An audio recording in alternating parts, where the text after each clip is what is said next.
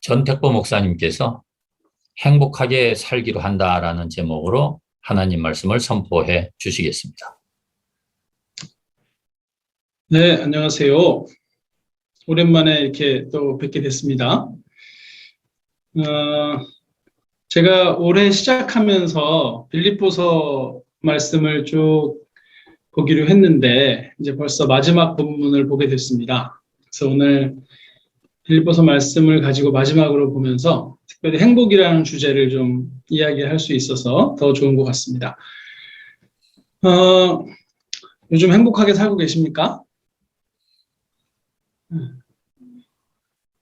누군가 우리한테 요즘 행복하세요? 이렇게 물어보면 뭐라고 대답하십니까? 엉겹결에 네, 행복하게 살죠 뭐 이렇게 대답을 했다가 돌아서서 야, 진짜 행복한가? 이런 그 느낌을 가질 때도 많은 것 같습니다. 가만히 한번 생각해 보세요. 우리가 언제 행복하다고 느끼나? 또 우리 주변 사람들이 우리의 어떤 모습을 보면서 야, 너 정말 요즘에 행복한 것 같아 라고 얘기하나 한번 생각을 해보시면 좋을 것 같습니다. 혹시 최근에 저 사람 정말 행복해 보인다 라고 느끼신 분이 있으십니까? 어떤 사람이 사는 것을 보면서 야, 쟤 진짜 행복하게 사네 이렇게 느끼셨다면 어떤 모습을 보고 느끼셨는지 또 한번 생각해 보시면 좋을 것 같은데요. 지금 우리가 정말 행복한가? 어떨 때 행복하다고 느끼는가? 또 어떤 사람을 볼 때, 저 사람 정말 행복하구나, 라고 알게 되는가? 이런 주제로 만약에 지금 방을 막 소그룹방으로 열심히 나눠가지고 1인당 한 3분에서 5분씩 얘기해 보세요. 그러면 아마 끊이지 않고 대화를 나누실 겁니다. 그래서 이런 게 행복이구나, 라고 찾으실 것 같아요. 근데 통계적으로 보면요. 우리나라 사람들이 자신이 별로 행복하다고 느끼지 않는 것 같습니다.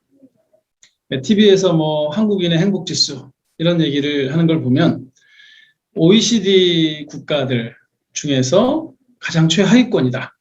그리고 자살률은 부동의 1위다. 라는 보도를 좀 자주 접하게 됩니다. 그래서 행복지수가 도대체 어떻게 하면 이렇게 숫자로 환산될 수 있지? 왜 어떤 나라는 1등이라고 그러고 우리나라는 꼴등이라고 그러지? 뭐 이런 것들을 좀 궁금해서 찾아봤는데요. 행복지수를 계산하는 방법이 굉장히 많더라고요. 근데 그 중에서 하나를 제가 골라봤는데 행복지수는 P 더하기 5 곱하기 영어로 2 더하기 3 곱하기 H다. 뭐 이런 얘기를 하더라고요. 그래서 이게 무슨 소린가 하고 봤더니 행복은 일단 P는 개인의 특성이래요. 그래서 각각 개인의 특성에 따라서 행복이 조금 다를 수 있다. 똑같은 환경이나 똑같은 조건 속에서도 어떤 사람이냐에 따라서 행복을 느끼는 게 조금 다르답니다. 그리고 E는요, 생존에 필요한 물리적인 조건들이래요.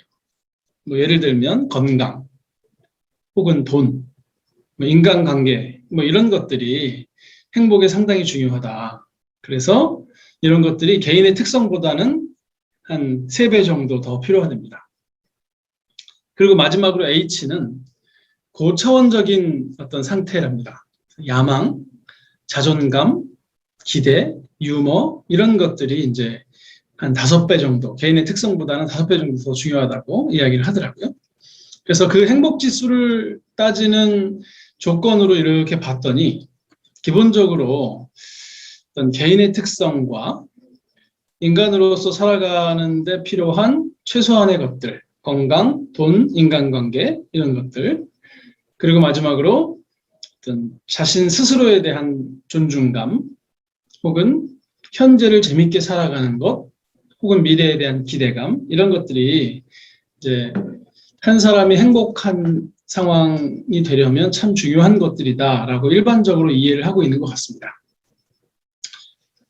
이렇게 여러 가지 조건이 있다라는 얘기를 듣고 가만히 이제 생각을 해보면 그럼 어떻게 하면 우리가 인생을 바라보는 관점이 변화될 수 있어? 이런 궁금증이 생깁니다. 또 그러면 건강, 돈, 인간관계 중요한데 그거 잘하는 방법은 뭐야? 어떻게 하면 우리가 건강할 수 있어? 돈은 인간관계를 어떻게 잘 유지할 수 있어? 이런 이제 방법이 궁금해지고 또 마지막으로 자신을 존중하고 현재를 즐기며 미래를 소망하고 살아가는 방법은 또 뭔가?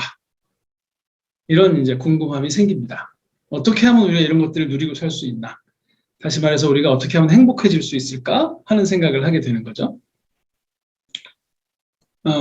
그런데 오늘 바울을 가만히 보면 또 빌립보서 14장 10절에서 마지막 절까지를 쭉 읽다 보면 바울은 혹은 빌립보 교회 성도는 행복했던 것 같아요.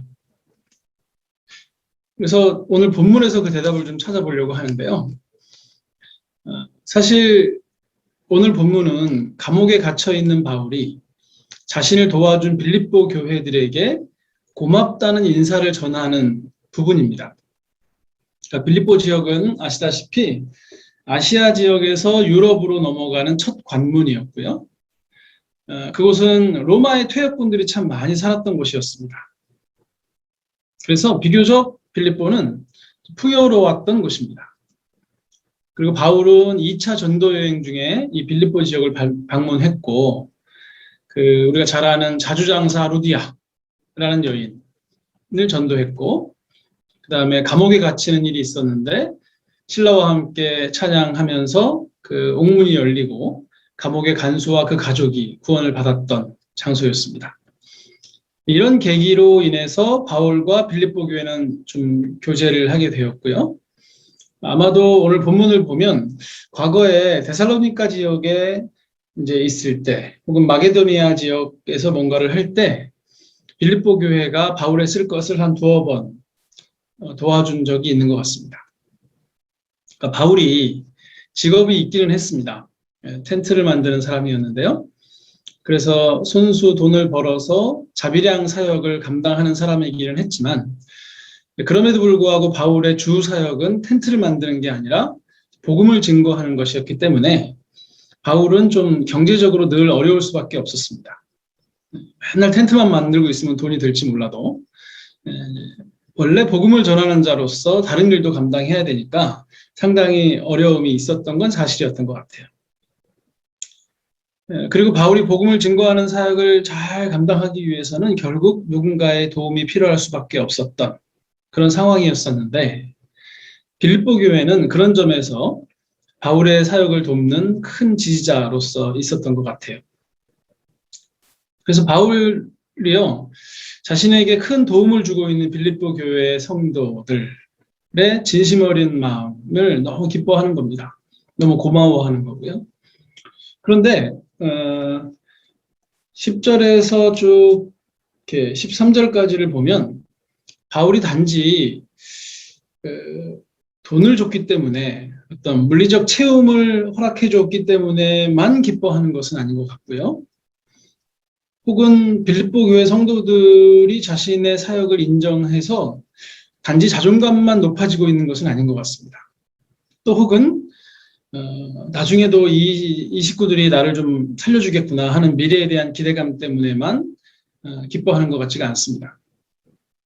오히려 바울은 이렇게 얘기하는 거죠. 내가 궁핍해서 이런 얘기를 하는 게 아니야.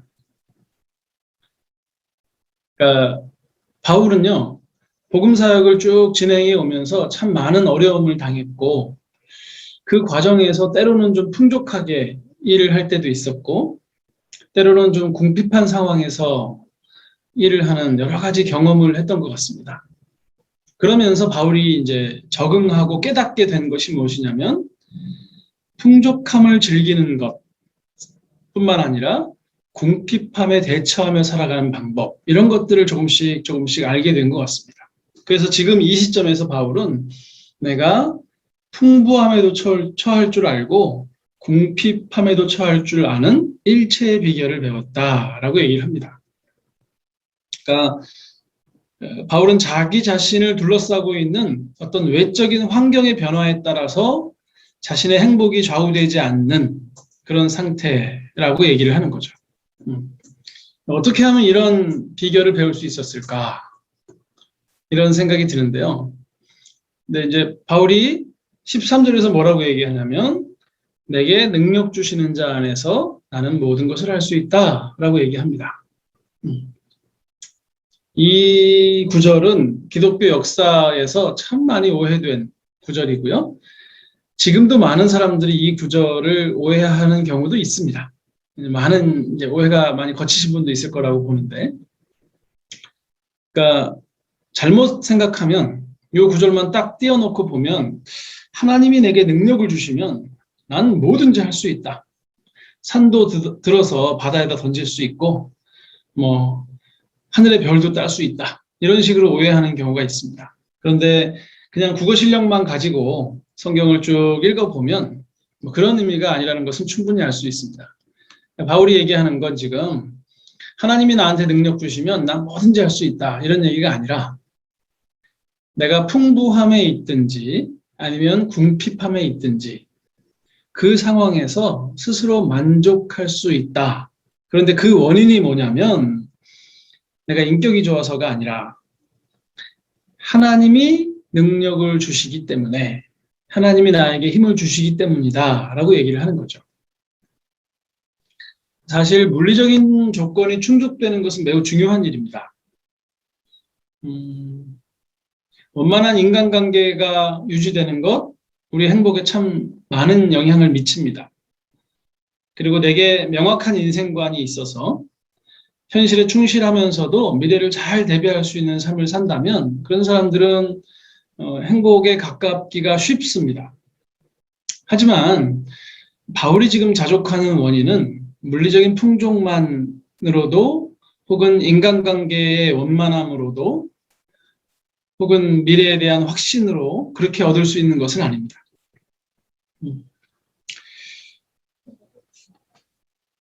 오히려 바울은요, 그런 것들이 있을 때에도 그런 것들에 휘둘리지 않을 수 있고 그런 것이 없을 때에도 그런 것들을 갈구하면서 자신을 잃어버리지 않을 수 있게 되었다라고 얘기를 하는 겁니다.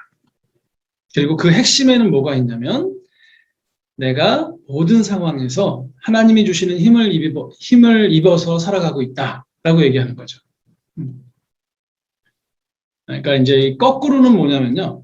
내가 하나님의 힘을 활용해서 내 상황이 좋아지게 만드는 것.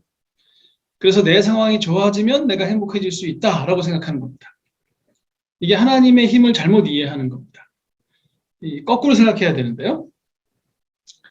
오히려 지금 내게 주어진 모든 상황에서 하나님께서 무엇을 원하실지를 잘 생각하고 그 뜻을 행하기 위해서 이 상황을 감당하면서 하나님의 힘을 입어서 살아가는 것이죠. 이 차이가 굉장히 다릅니다. 오늘의 상황을 내게 맞춰서 만들기 위하여 하나님을 활용하는 사람들과 하나님께서 허락하신 상황 속에서 하나님의 뜻을 실현하기 위하여 자족하는 사람은 상당히 다른 차이를 보입니다. 하나님이요, 우리 상황을 바꿔주실 수 있고 또 바꿔주실 것입니다. 이건 사실입니다. 하나님이 우리의 마음을 바꿔주실 수 있고요. 또 바꿔주시는 분이십니다. 근데 정말 중요한 것은 내 중심적으로 살아가기 위해서 하나님을 활용하려는 마음을 내려놓고 하나님께서 허락하시는 상황들 속에서 그분의 힘을 입어서 그분의 뜻을 행하며 살아가는 것, 그것이 우리의 삶의 방향이 될 때 우리가 행복해질 수 있다는 겁니다. 그러니까 행복은 하나님의 힘으로부터 시작되어서 우리의 모든 상황에서 경험될 수 있는 것이라고 바울은 말하는 거죠. 그리고 14절부터 18절까지를 쭉 보면 바울을 돕는 빌립보 교회가 어떠했는지를 볼 수 있습니다. 아마도 빌립보 교회 성도들은요, 하기 싫은 일을 억지로 하고 있는 것 같지는 않습니다. 만약 그랬다면 어느 시점에서는 자기가 되게 이용당하는 것 같기도 할 거고 뭔가 내 걸 빼앗기는 것 같은 느낌이 들면서 매우 불행했을 겁니다. 하지만 빌립보 교회 성도들은 그런 것 같지는 않고요. 과거에 데살로니가에서 바울이 사역할 때도 두어 번 정도 필요한 것을 보내준 적도 있고 16절을 보면 그렇죠. 그리고 18절을 보면 지금도 역시 에바브로디도를 통해서 바울의 필요를 좀 도왔던 것 같습니다. 그 일 때문에 이제 또 싸움도 일어나고 다툼 안에서 교회가 좀 일치를 다시 한번 이루어야 하는 그런 일도 있었기 때문에 빌립보서가 쓰여지기는 했는데요. 어쨌든 빌립보 교회는 지속적으로 바울의 사역을 돕는 일을 기쁨으로 감당했던 것 같습니다. 그래서 바울은요, 빌립보 교회의 동참을 자신이 겪는 환란에 동참한 것이다 라고 얘기합니다. 14절을 보면 이제 그런 이야기를 하는 거죠. 그리고 18절을 보아도 뭐라고 얘기하냐면 그들의 도움이 하나님이 기뻐하시는 향기로운 제물이다 라고 얘기를 합니다. 한편으로는요, 빌립보 교회가 바울에게 필요한 것을 보내주었고 바울의 사역에 동참한 겁니다. 바울을 통해서 복음을 듣게 된 빌립보 교회 성도들이 예수 그리스도의 복음이 얼마나 소중한지를 깨달았잖아요. 아, 정말 이거구나 라고 깨달았습니다. 그러니까 그 복음 사역이 얼마나 중요한 건지를 아니까 그 일을 하는 바울의 사역을 위해서 자신들의 주머니를 열어서 지원을 해주면서 기뻐했던 거죠. 그래서 바울은 빌립보 교회 성도들의 노력이 자신의 환란에 동참하는 것이다 라고 얘기합니다. 이제 어려움을 당하고 있는데 누군가의 도움을 받아본 사람은 이 바울의 이 말을 충분히 이해할 수 있을 것 같습니다. 왜 우리가 살아가면서요, 나를 위로해주는 말 한마디에 참 큰 도움을 받잖아요. 또 SNS 하시는 분들은 내가 SNS에 어떤 속상한 얘기를 올렸는데, 힘든 이야기를 올렸는데 그때 댓글 한마디로 위로해주는 사람, 이런 사람들이 참 소중하다는 걸 아십니다. 또 어떤 특별한 날이나 평상시에라도 힘내라며 축하한다며 작은 선물 하나가 이렇게 주어졌을 때 많은 사람들이 기쁨을 느낍니다. 위로를 느낄 수도 있고요. 하물며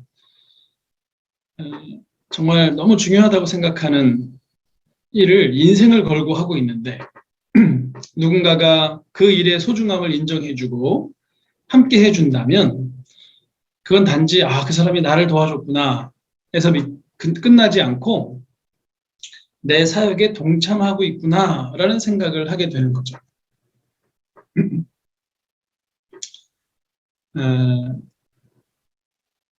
그런데요, 바울은 지금 그런 느낌을 받는 겁니다. 내가 복음의 사역을 하는데 이들이 나를 돕는 것은 나의 사역에 동참하는 거지. 나의 환란에 동참하는 거지. 근데 여기서 바울이 딱 그치지 않고 그것이 18절로 가면 하나님께서 받으실 만한 또 받으시는 기뻐하시는 향기로운 제물이다 라고까지 말합니다. 유대교의 관점에서 보면요, 하나님이 받으시는 향기로운 제물은 흠없는 소나 양을 잡아서 각을 떠서 피를 뿌리고 제단에 살점을 올려놓고 태워 바치는 것이었습니다. 근데 바울은요, 다메섹 도상에서 예수 그리스도를 만나고 성경을 바르게 이해한 뒤에 그렇지 않다는 것을 깨달았습니다. 그것은 모형이었다. 진짜 제사는 뭐냐면 그리스도의 십자가와 부활이었다. 그리스도의 십자가와 부활이 구약의 모든 제사를 단번에 그리고 온전하게 이룬 것이다 라는 사실을 알게 된 겁니다. 그리고 이제 그리스도를 믿는 사람들은 다른 제사를 드려야 되는데 그 다른 제사가 뭐냐면 로마서 12장에서 말하는 산제물, 거룩한 산제물을 하나님께 드리는 방식의 제사다 라고 소개를 하는 거죠. 그러니까 그리스도인들은 더 이상 동물을 죽여서 태우는 방식의 죽은 제물이 아니라 자신의 몸을 하나님이 기뻐하시는 거룩한 산제물로 드리는 제사, 그런 예배, 합당한 예배, 영적인 예배를 드려야 된다라고 얘기를 하고, 그리고 로마서 12장부터 15장까지 이어서 어떻게 공동체의 지체로 살아갈 것인가. 사회 속에서는 국가 속에서는, 교회 공동체 안에서는 구체적으로 우리가 어떻게 살아가는 것이 좋은가 하는 얘기를 쭉 해나갑니다. 그런데 오늘 본문에서는 그 빌립보 교회가 바울의 쓸 것을 채우기 위해서 노력한 것, 그것이 하나님께서 기뻐하시는 향기로운 산 제물이다라고 얘기를 하는 거죠. 여기서도 이제 한 가지 오해를 하지 말아야 되는데, 좀 이상한 목회자들이 강조하는 것처럼 목사를 돕는 게 하나님을 돕는 거다 라고 이야기하는 것이 아닙니다. 빌립보 교회 성도들이 바울을 돕기는 했지만요, 이건 단지 바울 개인을 돕는 것을 넘어서서 하나님의 사역에 동참하는 것이라고 생각했습니다. 그게 이제 바울이 얘기하는 14절에서 여러분이 내 환난에 동참했습니다 라는 말이에요. 그리고 그렇기 때문에 그것이 바울의 기쁨이 되기도 하겠지만 하나님의 기쁨이 되는 겁니다. 그러니까 이것이 곧 바울과 빌립보 교회가 단지 인간적인 끈끈함으로 어떤 정으로 하나 된 것이 아니라 하나님과 복음 사역으로 인하여 하나 되었다. 그런 관계다라는 것을 보여줍니다. 저는 인간적인 인간적인 끈끈함이 나쁜 거라고 생각하지 않습니다. 그런데 이제 그것을 넘어서는 관계의 단단함이 필요한데 그게 뭐냐면 하나님과 복음 사역으로 인하여 하나 된 관계인 거죠. 혹 그 사람이 나랑 다른 생각을 하는 것처럼 보일 수는 있지만 당장 나랑은 좀 다른 일을 하고 있는 것처럼 보이지만 지난번에 제가 말씀드린 대로 그가 선한 의도를 가지고 그 일을 하고 있을 것이다 라고 믿고 관대하게 그와 함께 하는 것은 하나님과 복음 앞에서 가능한 거죠. 그러니까 빌립보 교회가 행복하게 자신의 주머니를 털어서 바울에게 보낼 수 있었던 것은 그들이 복음 사역에 동참한다는 마음, 이것이 하나님이 기뻐하시는 것이다라는 마음이 있었기 때문이었을 것 같습니다. 그리고 바울은 지금 그걸 알아주고 있는 중입니다. 근데 이제 가만히 생각해 보면요, 어떤 면에서는 복음 사역을 직접 이렇게 하고 있는 것보다 그 복음 사역의 간접적인 역할을 하면서 돕는 것이 더 어렵지 않을까 하는 생각도 하게 됩니다. 물론 이제 자기가 복음 사역 하기 싫어서 직접적으로는 나는 안 한다 이렇게 하고 어디 이렇게 후원 조금 보내는 것으로 이렇게 퉁 치려고 하는 그런 거 말고요. 직접 그 일을 하고 있는 사람을 옆에서 진심으로 좀 잘 도와가는 것은 사실 직접 하는 것보다 더 힘들 것 같아요. 직접 하는 사람들은요, 힘이 들기도 하지만 더불어서 성취를 맛보기도 합니다. 또 인간관계 속에서 어려움을 겪기도 하지요. 하지만 사람들에게 인정을 받는 것도 사실입니다. 근데 측면에서 그들의 쓸 것을 돕는 사람들은요, 함께 기뻐하는 게 참 쉽지는 않습니다. 현장을 보지 않고 있잖아요. 그리고 또 옆에서 돕기 때문에 그 사람, 돕는 사람이 인정받는 경우는 크지 않습니다. 대체적으로 일하는 사람들이 인정을 받죠. 그러니까 큰 성취감도 느끼지 못하고 특별히 인정도 받지 못하면서 자기 필요를 줄여서 어떤 사람을 채워가는 것, 이건 사실 되게 어렵습니다. 그래서 누군가에게 후원금을 보내는 것은 아주 쉽고 간단한 것이 아니라고 저는 생각합니다. 세상을 보면 참 해야 될 일이 참 많은데 얼마 전에 미얀마 사태도 있었고요. 또 최근에 아프간 사태도 있고요.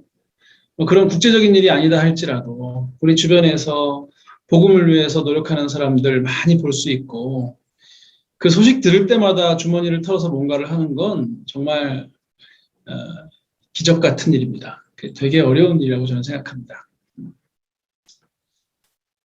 그래서 사실 옆에서 함께 하려면 그 함께함이 곧 복음 사역이라는 것을 잘 인식해야 됩니다. 그러니까 복음 사역이 아주 다양한 형태로 이루어지고 있다. 그 중 하나가 뭐냐면 그 복음 사역을 감당하고 있는 사람들을 돕는 일이다라는 정말 크고 넉넉한 마음이 있어야 어디엔가 무엇을 보내는 후원을 하는 그런 일들이 가능해지는 거죠. 정말 어려운 일이고요. 이름도 없이 빛도 없이 내가 먹을 것을 줄이고 내가 입을 것을 아껴가면서 누군가에게 그 귀한 것을 보내줘야 됩니다. 이건 결코 간단치 않은 일입니다. 그렇기 때문에 바울은 그렇게 살아가는 빌립보 교회를 향해서 자신의 환난에 동참하였고 하나님이 기뻐하시는 향기로운 제물을 드렸다라고 감히 말하고 있는 겁니다. 빌립보 교회는요, 하나님의 사역에 동참하면서 행복을 누렸던 교회입니다. 비록 그들에게 내부적인 다툼의 문제가 있었던 것은 사실입니다. 사실 무엇이 옳고 무엇이 그른가를 분별하는 과정에서 잠시 사랑의 결여를 겪는 일은 늘 발생합니다. 이게 사실 요한계시록에 보면 에베소 교회가 겪었던 어려움이잖아요. 니골라당의 잘못된 가르침을 분별해냈고 또 잘못된 자칭 사도로 하는 자들의 가르침을 잘 분별해서 그들을 내쫓았고 악한 행동을 받아들이지 않았던 에베소 교회. 하지만 처음 사랑을 잃었으니 어디서 떨어졌는지를 잘 발견해서 회복해라 라고 하시는 말씀은 그 외적으로는 굉장한 박해가 있었고 내적으로는 진리를 고수해야 된다는 그런 사명을 가지고 살아가는 교회에 사랑까지 요구하는 건 너무 심한 거 아닌가 싶은 생각이 들 때도 있습니다. 그만큼 치열한 삶 속에서 사랑을 유지하고 살아가는 것은 참 어렵습니다. 거꾸로 빌립보 교회가 내부적인 다툼이 있었다고 해서 그들을 계속 비난할 수 없는 것이 그만큼 그들은 치열하게 살아왔던 거죠. 그리고 어떤 관계의 어려움을 좀 겪었던 겁니다. 그런데 이제 다시 한번 상기되는 거죠. 아, 우리가 이렇게 복음 사역의 측면 지원자로서 열심히 살아왔구나. 그리고 그런 행복이 우리에게 있었구나라는 것이 이 본문을 보는 빌립보 교회 성도들을 좀 이렇게 안심시켰을지도 모르겠다 하는 생각이 듭니다. 제가 설교의 초반부에서 말씀드린 것처럼 일반적으로 사람들은 행복의 조건으로 개인적으로 자신의 인생을 바라보는 관점, 또 인간으로서 살아가는 최소한의 필요로서의 건강, 돈, 인간관계, 또 자기 존중감에 기반해서 현재를 즐기고 미래를 소망하는 삶, 이런 것들을 꼽습니다. 전 이런 것들이 매우 중요하다고 생각을 하고요. 저도 그런 것들이 좀 있었으면 좋겠고 그리스도인들도 여전히 이런 것들은 중요하다고 생각합니다. 다만 이런 것들이 중요하다고 이런 것들을 추구하다 보면 오히려 그것들 때문에 자신을 잃어버리고 자기 삶을 살지 못하는 사람들이 매우 많이 발생한다는 것을 또한 기억해야 된다고 생각합니다. 건강, 돈, 인간관계의 아름다움, 자존감, 현재의 기쁨, 미래의 소망 이런 것들을 다 얻었다고 할지라도요. 그것이 인생을 행복하게 하는 것만은 아닙니다. 그런 것들이 우리에게 기쁨이 되는 것은 사실이고 또 필요한 것도 사실이지만 그런 것들이 영원히 이어지거나 그런 것들로 인하여 우리가 충분하지는 않습니다. 본문은 우리에게 두 가지 행복을 제안합니다. 첫 번째 행복은요. 바울처럼 하나님의 힘으로 강하여지는 것입니다. 우리를 둘러싼 상황은 변할 수 있습니다. 때로는 돈이 많은 날이 있지만 때로는 돈이 없는 날이 있습니다.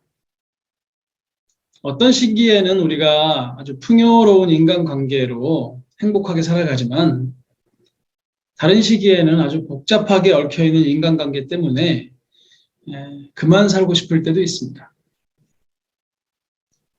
때로는 높은 자존감으로 현재를 즐기며 살다가도 언제 그랬냐는 듯이 내가 왜 사는지도 모르겠고 이렇게 살아야 되는지 하는 푸념이 생길 때도 있습니다. 그래서 우리가 스스로 행복을 좌우한다고 믿는 것들은 필요하기는 하지만 충분하지는 않습니다. 그리스도인들은요, 그런 조건들이 없음에도 불구하고 행복할 수 있는 일체의 비결을 아는 사람들입니다. 그게 바로 오늘 바울이 본문에서 강조하고 있는 하나님 안에서 누리는 자족인 거죠. 바울은 자신의 상태는 물론이고 외적인 조건에서도 흔들리지 않는 하나님 안에서 누리는 자족을 소유했던 사람입니다. 그래서 그는 자신이 감옥에 갇혔음에도 불구하고 내가 복음을 전할 수 있다는 사실에 기뻐했고요. 빌립보서 앞부분에 있죠. 또 자신이 감옥에 갇힌 것을 빌미로 자신을 비난하면서 자신들의 우월성을 강조하는 복음 전도자들을 바라보면서도 어쨌든지 그리스도만 전파되면 나는 기쁘다 라고 이야기할 수 있었던 겁니다. 진짜 힘은 우리 밖에 있는 것이 아니라 혹은 우리 안에 있는 것이 아니라 하나님 안에 있다는 것을 바울이 깨달은 겁니다. 이게 첫 번째 행복할 수 있는 방법이고요. 두 번째 행복할 수 있는 방법, 본문에서 찾자면 복음 사역을 위해서 이름도 없이 빛도 없이 동참할 수 있는 넓은 마음을 갖는 겁니다. 오직 나만을 위해서 살아가는 사람은 결코 행복할 수가 없습니다. 뭘 할 때마다 내가 빛나야 돼요. 이런 사람은요, 있는 행복도 누리지 못하고 그저 모든 삶이 경쟁이고 투쟁일 뿐입니다.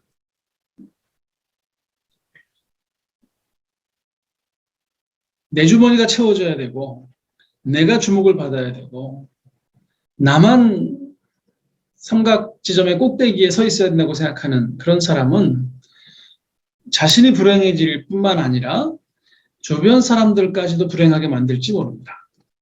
우리가 행복해지려면요, 이름도 없이 빛도 없이 하나님의 사역에 동참하는 것이 하나님께서 받으실 만한 향기로운 재물이다 라고 믿는 것입니다. 내가 빛나지 않아도 하나님이 빛나시면 되고 그 일을 위해서 조용히 누군가의 필요를 채울 때 내가 행복해질 수 있다. 그만큼 넉넉한 사람이 되어서 우리가 무엇을 나눌 수 있는 사람이 된다면 우린 참 행복한 사람이 되는 거죠.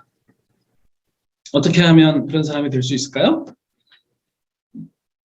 어떻게 하면 우리가 외적 상황에 흔들리지 않고 하나님이 주시는 능력으로 어떤 상황에서도 적응하는 그런 행복을 누릴 수 있을까요? 또 어떻게 하면 이름 없이 빛 없이 하나님 나라에 동참하는 큰 마음을 가지고 있는 그런 사람이 될 수 있을까요? 19절과 20절에서 바울은 이렇게 얘기합니다. 19절을 보면요.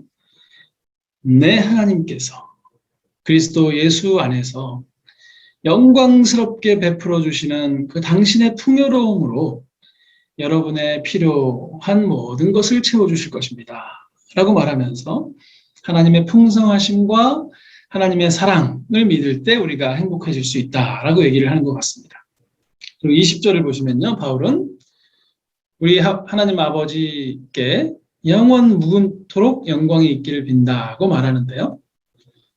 이 세상에서 가장 중요한 것이 하나님의 영광이라고 믿는 사람만 넉넉히 나눌 수 있다고 얘기하는 것 같아요. 그러니까 우리는 하나님의 풍요로우심을 믿으면서 현실의 어떠함과는 상관없이 하나님께서 주시는 힘으로 자족할 수 있습니다. 또 우리는 하나님의 영광을 소중하게 생각하기 때문에 내 이름도 없이 내가 빛나지도 않는 복음 사역에도 동참할 수 있는 거죠. 그래서 아마 하나님께서는 우리가 그런 사람이 되기를 바라실 것 같습니다. 그런 하나님의 기대를 우리 마음속에 품고 행복하게 살기로 결정하시면 좋을 것 같아요. 사실 믿음의 교회 성도님들은 이런 것들을 잘 실천하시는 분들이 참 많이 있는 걸로 제가 알고 있습니다. 제가 도움을 많이 받아봐서 압니다. 사실 뭐 저랑 믿음의 교회는 크게 인연이 없는 교회잖아요. 뭐 오래 만나기는 하지만 뭐 제가 믿음의 교회에 무슨 뭐 사역을 한 것도 아니고 잠시 머물렀던 곳이기도 하고 그리고 뭐 세월이 지나서 가끔 뭐 이렇게 잠깐 나타나서 설교하는 정도지.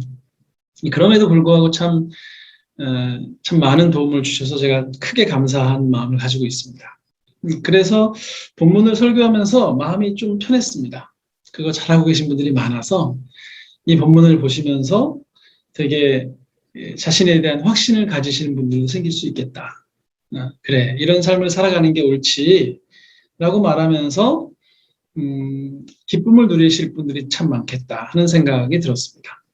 저는 그런 분들 꼭 저 아니고 정말 많은 분들에게 하실 거고요. 제가 하는 사역에 동참하지 않으시고 다른 일들 엄청 하시는 분들도 많다고 제가 알고 있습니다. 그러니까 이제 뭔가 하시는 분들 기뻐하시면 좋겠습니다. 하나님은 진정한 의미에서 쾌락주의자십니다. 하나님 안에 진정한 기쁨이 있고 하나님 안에 진정한 감사가 있기 때문에 하나님 안에서 살아가는 우리들이 정말 행복하게 살았으면 좋겠다 하는 게 하나 있습니다.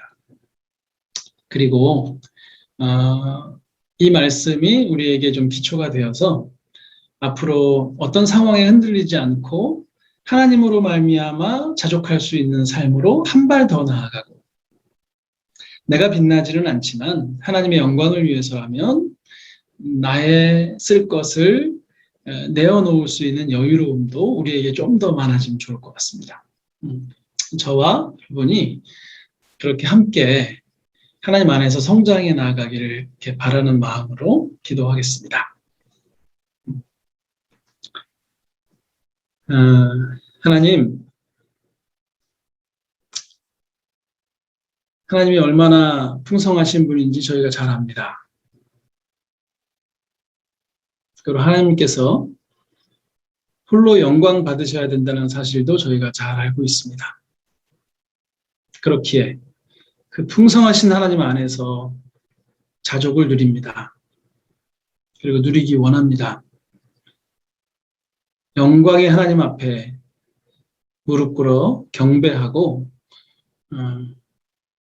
동역하며 나누는 삶을 살기를 원합니다. 우리 안에 예수 그리스도의 마음을 주셔서 감히 그렇게 살아갈 수 있도록 조금이라도 흉내내면서 살 수 있도록 인도해 주십시오. 예수님의 이름으로 기도합니다. 아멘.